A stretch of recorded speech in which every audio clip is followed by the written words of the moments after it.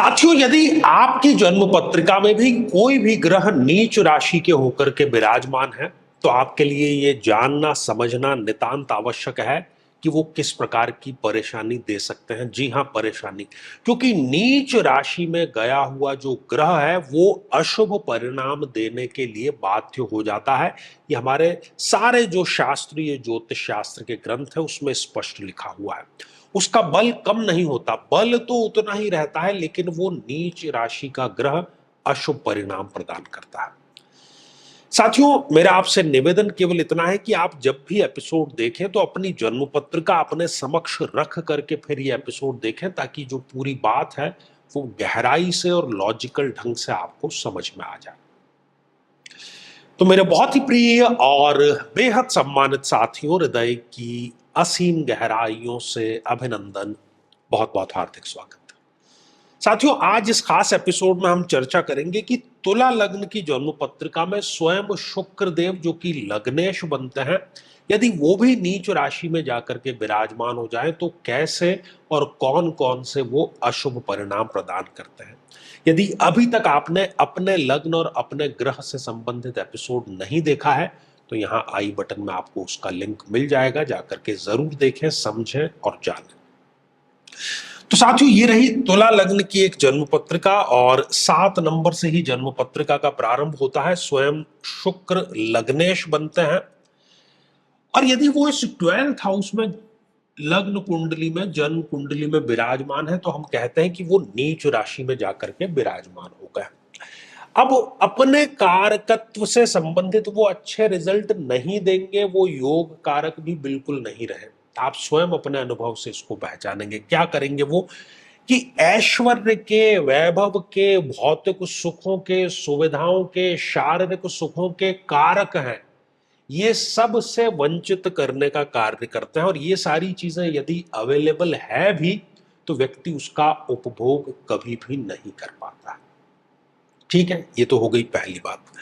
दूसरा, शुक्र का सीधा संबंध पति पत्नी के संबंधों से हम जोड़ करके देखते हैं तो उस सुख से भी व्यक्ति को ये वंचित करने का कार्य करता है। कहीं ना कहीं जिसको हम दाम्पत्य सुख कहते हैं उससे भी ये वंचित करने का कार्य करता है। किडनी और जो मूत्र संस्थान है उससे संबंधित किसी न किसी प्रकार की कमजोरी, कोई ना कोई व्याधि ये अवश्य दे देता है। स्त्रियों की कुंडली में यदि ये योग है तो स्तन कैंसर या जिसको हम कहते हैं कि ब्रेस्ट कैंसर, उससे संबंधित भी ये समस्या जो है वो ज्यादातर मामलों में देखी गई है। साथियों, शुक्रदेव क्या है? अष्टम भाव के भी लॉर्ड है, इस मृत्यु के भाव के लॉर्ड है।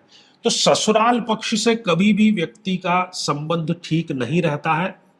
कभी भूतकाल में कोई 2 नंबर का यदि कोई कार्य किया भी था तो वो जीवन भर पीछा इनका छोड़ता नहीं और मृत्यु तुल्य कष्ट सदैव आते ही रहते हैं। बात बात पर अपमानजनक स्थितियों का सामना करना, किसी न किसी प्रकार के नशे का सेवन करना, छोटी बड़ी जेल यात्रा, दुर्घटनाएं, ये सारी चीजें यहां पर इनको आसानी से मिल जाती है। लग्नेश शुक्र देव है, इसलिए इस स्थिति में व्यक्ति को अनिद्रा, जिसको हम इंसोमेनिया कहते हैं, उससे संबंधित विकार भी अवश्य मिल जाते हैं। शुक्रदेव नीच राशि के हुए हैं स्वयं इस 12th हाउस में जाकर के, तो देखा गया है कि विदेश जाकर के भी व्यक्ति को सफलता मिलती नहीं। वृद्धावस्था में भी उसका संघर्ष जो है वो जारी रहता है और खर्चों से व्यक्ति कभी ऊपर आ नहीं पाता। शुक्रदेव अपनी 7वीं दृष्टि से इस अष्टम भाव को देख रहे हैं। रोग जिसकी हमने बातें कर ली वो तो वो देता ही है, साथ ही ऋण की समस्या देता है और ऋण की समस्या होता है ऋण जाल। एक के लिए दूसरा, दूसरे को पटाने के लिए तीसरा ऋण व्यक्ति को लेना ही पड़ता है और शत्रुता व्यक्ति की बड़ी आसानी से हो जाती है। कल तक जो दोस्त थे वो कब दुश्मन में तब्दील हो जाएं पता ही नहीं लगता व्यक्ति को। तो साथियों, हमने देखा कि चाहे लग्नेश ही क्यों ना हो, यदि वो नीच राशि के जाकर के विराजमान हो जाता है तो वो नेगेटिव परिणाम देने के लिए बाध्य अवश्य हो जाता है। साथियों, ये तो बात हो गई समस्या की। अब इसका समाधान क्या है? साथियों, इसका समाधान यही है कि आप जिस किसी भी रिलेशनशिप में हैं, प्रेम में हैं, दाम्पत्य जीवन में हैं, तो लॉयल सदैव बने रहें। यदि आप लॉयल नहीं बने रहेंगे तो ये समस्याएं आपके लिए बहुत ज्यादा परेशानी और भी खड़ी करेगी। दूसरी बात कि शुक्र के अब आपको दान करना है, भले ही लग्नेश है। और शुक्र के दान क्या है? इत्र, परफ्यूम या डिओड्रेंट का दान या सौंदर्य प्रसाधनों का दान, ये आपको शुक्रवार को करना है अपनी श्रद्धा अनुसार। तीसरा और सबसे महत्वपूर्ण उपाय है महादशा मंत्र साधना। तो महादशा मंत्र साधना अवश्य करें। साथियों, श्रृंखला तो ये हमारी आगे भी जारी रहेगी। यदि आप भी चाहते हैं कि आपकी कुंडली का सूक्ष्म और वैज्ञानिक विश्लेषण हो तो आगामी समय में मैं स्वयं इन शहरों में उपस्थित रहूंगा। आप समय लेकर के मिल सकते हैं या फिर टेलीफोनिक या वीडियो कॉल के माध्यम से भी आप जुड़ सकते हैं।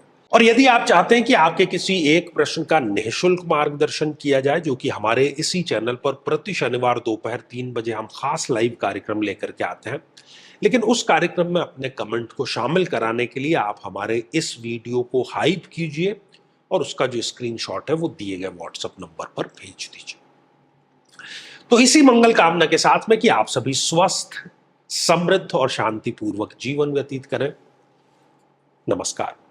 साथियों, कई वर्षों के जन्म पत्र का अध्ययन और लाखों कुंडलियों के अध्ययन के बाद हम ये कह सकते हैं कि यदि किसी की जन्म पत्रिका में मंगल पीड़ित है तो उसको इस ग्रह की महादशा में इन 9 लक्षणों का, इन 9 कष्टों का, पीड़ाओं का अवश्य सामना करना पड़ता है। शत्रु बाधा, अपने ही भाइयों से पीड़ा, साहस की कमी, बार बार दुर्घटनाएं होना, व्यक्ति का अत्यधिक क्रोधित होना, रक्त अर्थात ब्लड में किसी न किसी प्रकार का विकार होना, किसी बीमारी में ऑपरेशन तक की नौबत आ जाना या किसी बीमारी का बढ़ करके कैंसर का रूप धारण कर लेना, और बड़ी चीज कि शादी योग्य उम्र होते हुए भी व्यक्ति का विवाह ठीक समय पर संपन्न नहीं हो पाता। लेकिन साथियों, यदि आप भी इन सभी कष्टों से स्थायी और सटीक मुक्ति प्राप्त करना चाहते हैं तो उसका तरीका है इस ग्रह की महादशा मंत्र साधना दीक्षा, जो विशेष रूप से आपके नाम, आपकी जन्मतिथि के अकॉर्डिंग की जाएगी।